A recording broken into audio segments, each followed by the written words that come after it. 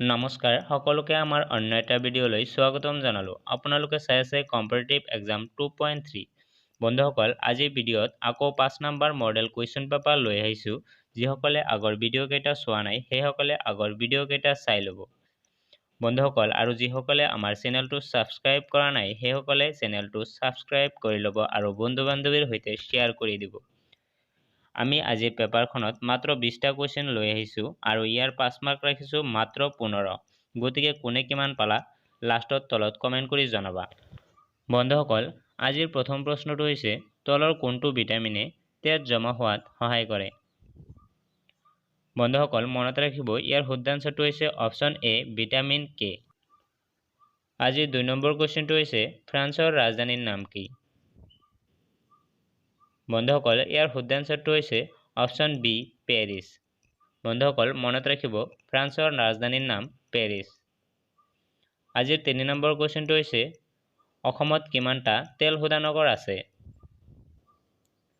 বন্ধুসকল মনত ৰাখিব ইয়াৰ শুদ্ধ আনসাৰটো হৈছে অপশ্যন চি 4টা। বন্ধুসকল অসমত 4টা তেল শোধনাগাৰ আছে।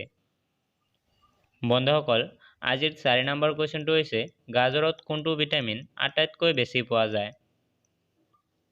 বন্ধুসকল ইয়াৰ শুদ্ধ আনসাৰটো হৈছে অপশ্যন ডি ভিটামিন এ। বন্ধুসকল মনত ৰাখিব ভিটামিন এ গাজৰত আটাইতকৈ বেছি পোৱা যায়। বন্ধুসকল আজিৰ 5 নম্বৰ কুৱেশ্যনটো হৈছে কেন্দ্ৰীয় শাসিত অঞ্চলবোৰ কোনে শাসন কৰে। বন্ধুসকল মনত ৰাখিব ইয়াৰ শুদ্ধ আনসাৰটো হৈছে অপশ্যন চি ৰাষ্ট্ৰপতি। বন্ধুসকল মনত ৰাখিব ৰাষ্ট্ৰপতিয়ে কেন্দ্ৰীয় শাসিত অঞ্চলবোৰ শাসন কৰে। বন্ধুসকল আজিৰ 6 নম্বৰ কুৱেশ্যনটো হৈছে বিশ্ব পৰিৱেশ দিৱস কোন তাৰিখে পালন কৰা হয়। বন্ধুসকল ইয়াৰ শুদ্ধ আনসাৰটো হৈছে অপশ্যন এ 5 জুন। বন্ধুসকল মনত ৰাখিব 5 জুনত বিশ্ব পৰিৱেশ দিৱস পালন কৰা হয়। বন্ধুসকল আজিৰ 7 নম্বৰ কুৱেশ্যনটো হৈছে কেলভিন কিহৰ একক। বন্ধুসকল ইয়াৰ শুদ্ধ আনসাৰটো হৈছে অপশ্যন বি উষ্ণতা। বন্ধুসকল মনত ৰাখিব উষ্ণতা হ'ল কেলভিনৰ একক। আজিৰ 8 নম্বৰ কুৱেশ্যনটো হৈছে কোনটো ৰোগ নিৰাময় কৰিবলৈ ইনচুলিন ব্যৱহাৰ কৰা হয়। বন্ধুসকল ইয়াৰ শুদ্ধ আনসাৰটো হৈছে অপশ্যন এ ডায়েবেটিছ।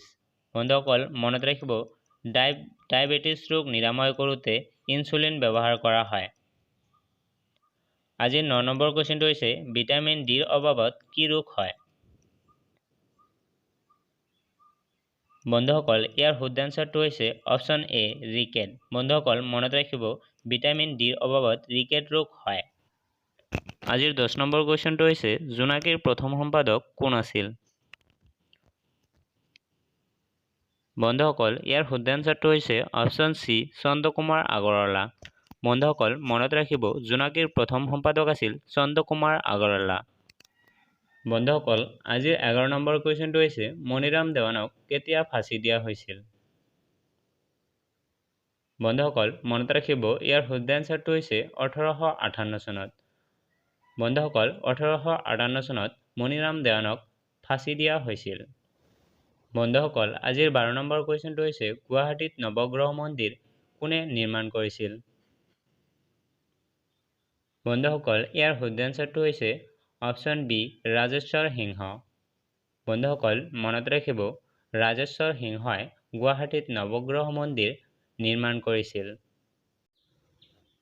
বন্ধুসকল আজিৰ 13 নম্বৰ কুৱেশ্যনটো হৈছে অসমৰ সৈতে আটাইতকৈ দীঘলীয়া সীমা থকা ৰাজ্যখনৰ নাম হৈছে। বন্ধুসকল মনত ৰাখিব ইয়াৰ শুদ্ধ আনসাৰটো হৈছে অপশ্যন চি অৰুণাচল প্ৰদেশ। বন্ধুসকল মনত ৰাখিব অসমৰ সৈতে আটাইতকৈ ডাঙৰ সীমা ভাগ-বতৰা কৰা ৰাজ্যখনৰ নাম হ'ল অৰুণাচল প্ৰদেশ। বন্ধুসকল আজিৰ 14 নম্বৰ কুৱেশ্যনটো হৈছে পানিপথৰ প্ৰথম যুদ্ধত কোনে জয়ী হৈছিল। বন্ধুসকল মনত ৰাখিব ইয়াৰ শুদ্ধ আনসাৰটো হৈছে অপশ্যন চি বাবৰ। বন্ধুসকল পানিপথৰ প্ৰথম যুদ্ধত বাবৰে জয়ী হৈছিল।